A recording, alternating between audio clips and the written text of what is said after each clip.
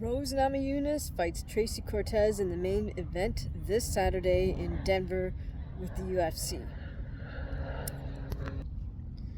I'll tell you my bias up front, which is I'm definitely a Rose Namajunas fan.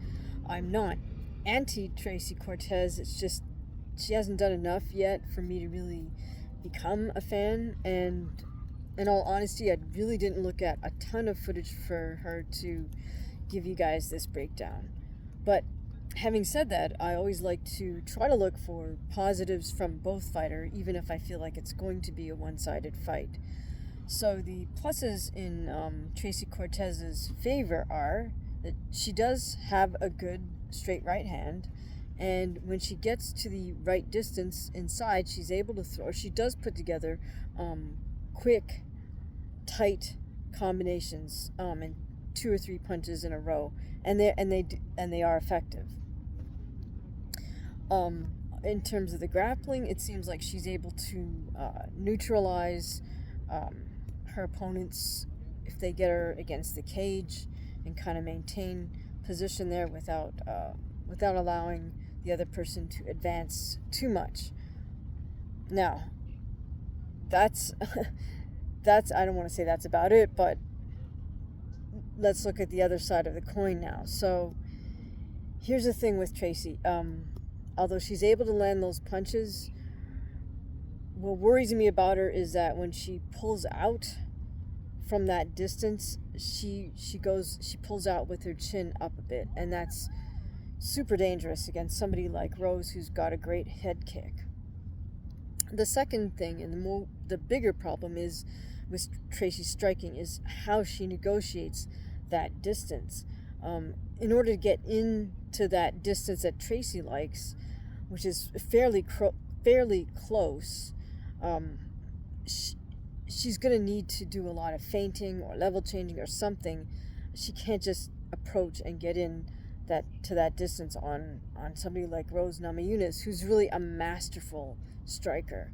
And I just don't quite see the sort of rhythm change and the feinting and whatnot in order for Tracy to be able to close that distance on someone like Rose.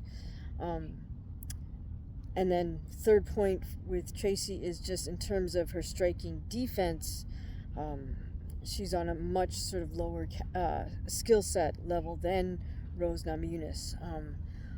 A lot of what Rose does is sort of preemptive in that she's always got this rhythm about her. She's moving her head ever so slightly. She's feinting. Rose makes a lot of subtle movements with her striking, even when she's not actually striking, which is what sets up her strikes and which is what also makes her a challenging target to try to hit. Now let's take a look at the footwork, because footwork is another form of defense, right? It's not just what your upper body's doing. Well, here I feel that Rose also has the advantage. Watch Rose's footwork. It's very high level. It's very masterful. Rose seamlessly will flow from orthodox stance to southpaw stance.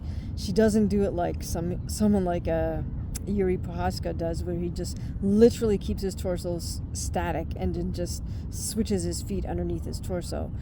Rose will take a step and flow into her other stance if she wants to. So it's all very natural and it's very smooth. Now watch Tracy Cortez's lateral movement. She does one of those things that is one of my pet peeves, which is crossing the feet as you move laterally. So for example, if she's moving to her right, she'll sometimes move her left foot first across her right foot and then move her right foot.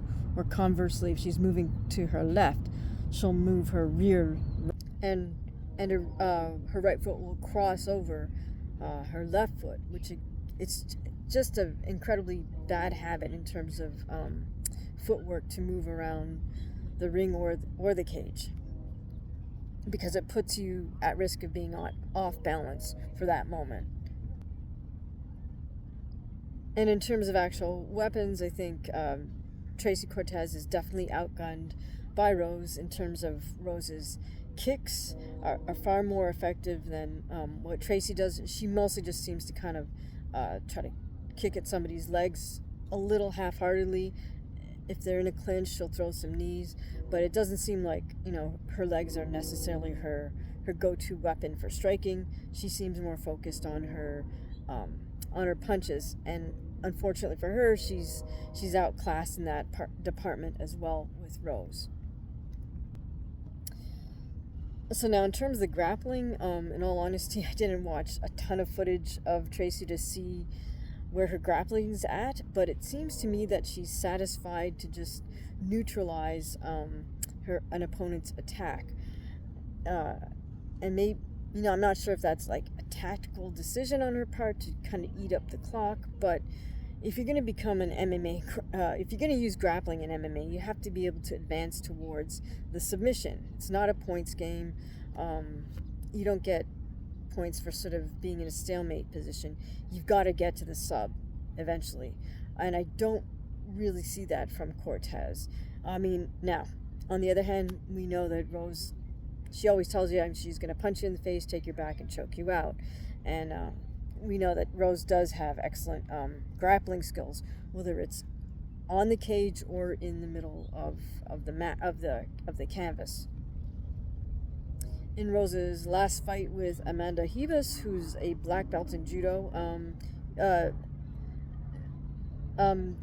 Rose did well in those grappling exchanges, even though Amanda did manage to throw her a few times. And finally, in terms of a size difference, if Tracy actually does have a bigger size differential when she steps into the cage hydrated, I don't think that that's really going to be that much of an advantage for her against such a skilled fighter who's got bigger tool set, both standing and grappling. So as those gamers 6921 said, come on guys, Rose by brutal KO. And the only thing I would add to that is, or maybe a sub, but more than likely since the fight starts on the feet. Now, the one factor that could cause Tracy to be able to defeat Rose is what I call the weird Pat Barry factor. Now, that's just because Pat Barry just seems to be somewhat of an odd character with a heavy influence over Rose.